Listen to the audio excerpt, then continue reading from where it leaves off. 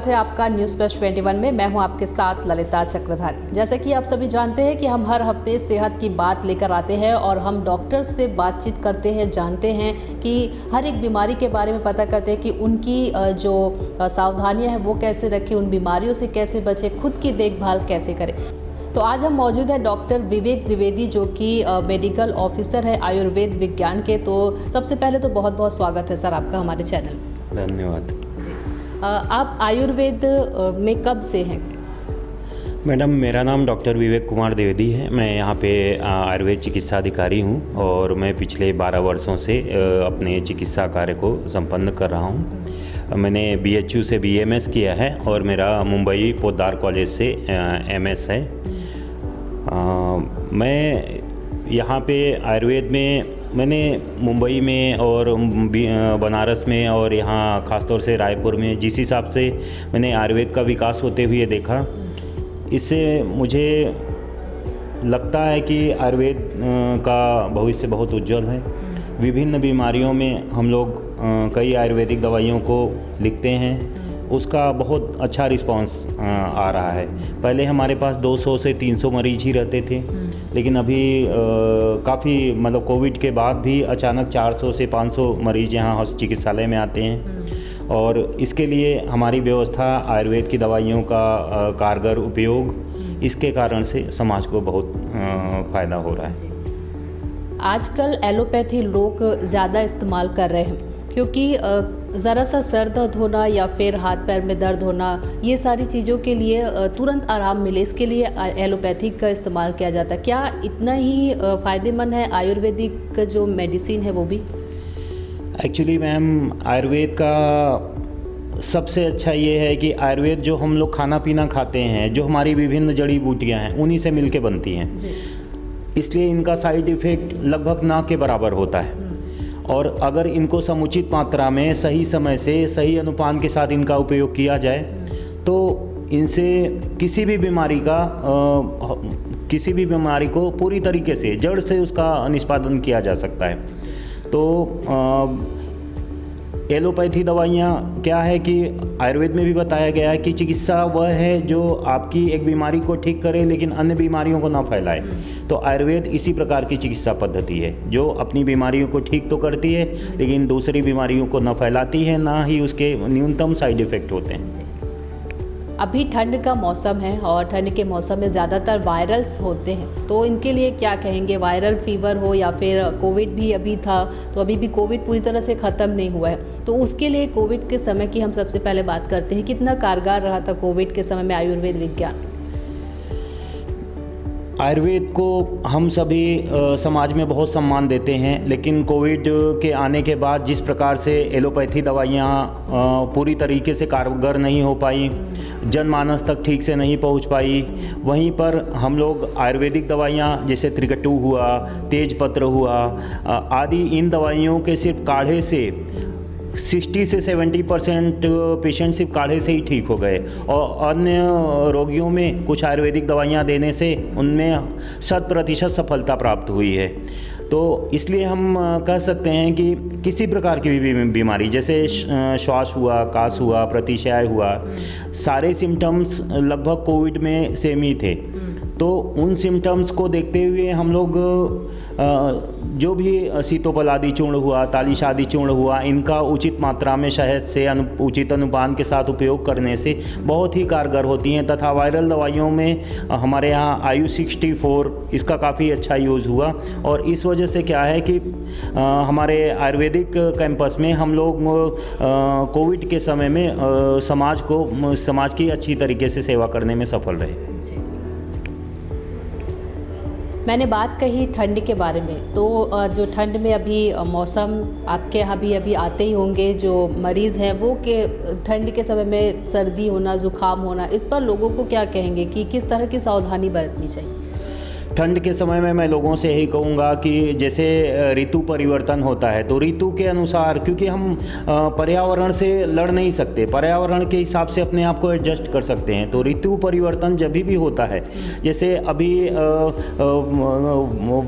वर्षा ऋतु से हम शीत ऋतु में आ रहे हैं, तो इस समय हमको कुछ जो नियम्स हैं उनका पालन करना चाहिए। जैसे कि नहाने के लिए थोड़ा उष्ण जल का उपयोग करें, पीने में भी उष्ण जल का उपयोग करें, और अत्यधिक गुरु जो मतलब खाद्य पदार्थ हैं उनका भोजन करें।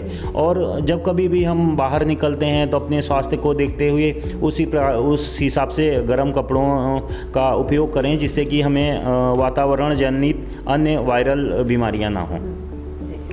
आयुर्वेद विज्ञान में कई सारे जो नियम होते हैं वो बताया गया है, जैसे कि सुबह का भोजन कब से कब लेना चाहिए, उसके बाद दोपहर में, एक नियम के रूप में आयुर्वेद विज्ञान चलता है। इस पर कौन से वो नियम है सर?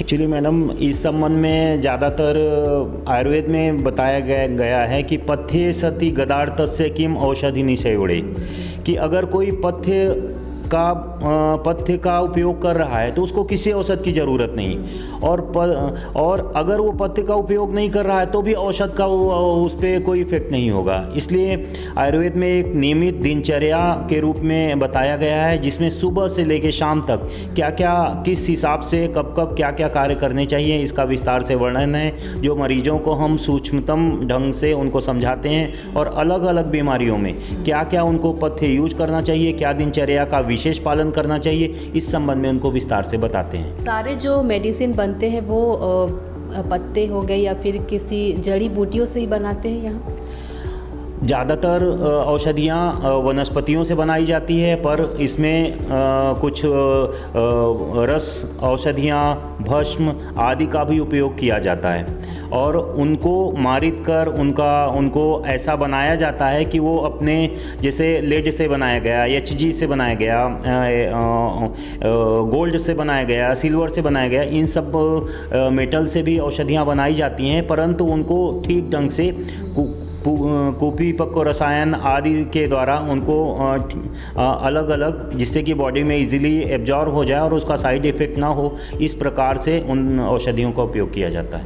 जैसे कि कभी कभी ऐसा होता है कि कई ऐसे बीमारी होते हैं जो लाख एलोपैथिक से कर ले या फिर किसी और भी मेडिसिन से ले ले या किसी और क्षेत्र से, लेकिन वो ठीक नहीं हो पाते। ऐसा कोई एक्सपीरियंस, अनुभव है सर, जिससे कि आयुर्वेद ने वो काम कर दिखाया हो? ज़्यादातर हम जीर्ण शरीर जिनके होते हैं, जिनका शरीर में विकलांगता आ जाती है, कई बार क्या है पैरालिसिस हो जाता है, कंपवात, अर्धांगवात, इस प्रकार से, और जैसे शिरो रोगों में भी अन्य बीमारियां हैं जो नहीं ठीक होती हैं, अन्यतोवात हो गया, तो इस प्रकार की बीमारियों का हम यहाँ पे एडमिट करके पंचकर्म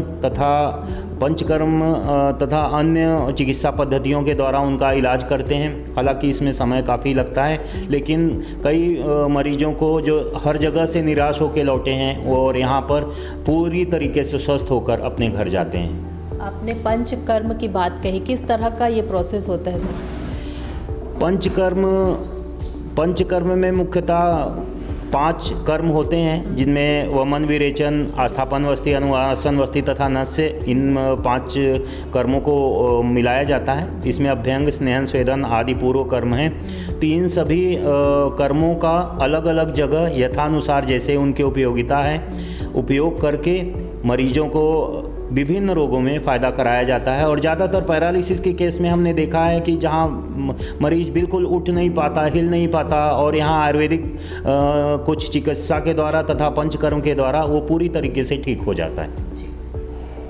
आपने देखा होगा कि हर एक व्यक्ति जो है आज के दौर में, आज की इस आधुनिक दौर में लोग भाग दौड़ में लगे हुए हैं, इतना कि वो अपने सेहत पे ध्यान नहीं दे पाते हैं, और किसी न किसी छोटी ना छोटी बीमारी से हर एक व्यक्ति ग्रसित है।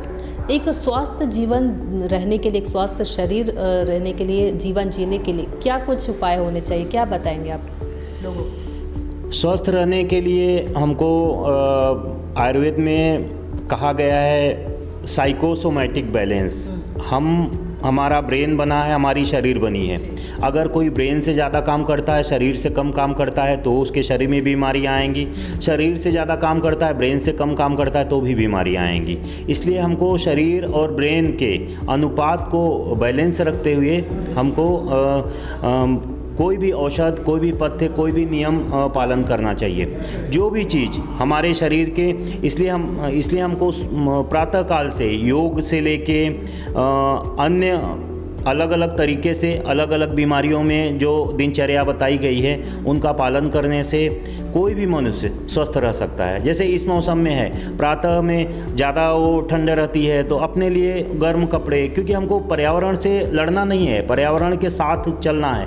इस तरीके से ही हम दीर्घायु को प्राप्त कर सकते हैं। अदरवाइज आज जो कॉम्प्लिकेशंस हो रहे हैं, बच्चे कंप्यूटर, मोबाइल आदि में हमेशा लगे रहते हैं, इससे क्या होता है, उनका शरीर जड़ होता जा रहा है और विभिन्न प्रकार की बीमारियां उनके अंदर आती जा रही हैं। इसलिए मैं समाज को ये संदेश देना चाहूँगा कि आप आयुर्वेद में आएँ और आयुर्वेद की चिकित्सा अगर आपको आवश्यकता ना हो तो भले ही ना कराएं, परंतु इसकी दिनचर्या का विधिवत पालन करें, जिससे आप अपने और समाज को स्वस्थ बना सकते हैं। तो ये थे हमारे साथ डॉक्टर विवेक द्विवेदी, जिन्होंने आयुर्वेद विज्ञान के बारे में बताया कि जिस तरह से एलोपैथिक, होम्योपैथिक भी कारगर है, उस तरह से आयुर्वेद भी अब काफ़ी कारगर हो गया। हर एक बीमारी से लड़ने के लिए आयुर्वेद विज्ञान भी अब मजबूत है। तो ऐसे ही हर हफ्ते हम आपके लिए डॉक्टर से खास बातचीत लेकर आते रहेंगे। अगर आपका कोई सवाल है तो हमें कमेंट करके ज़रूर बताइएगा। फिलहाल के लिए बने रहिए न्यूज़ प्लस 21 पर। कैमरामैन नवेज़ अहमद खान के साथ ललिता चक्रधारी, न्यूज़ प्लस 21, आपके हक की बात।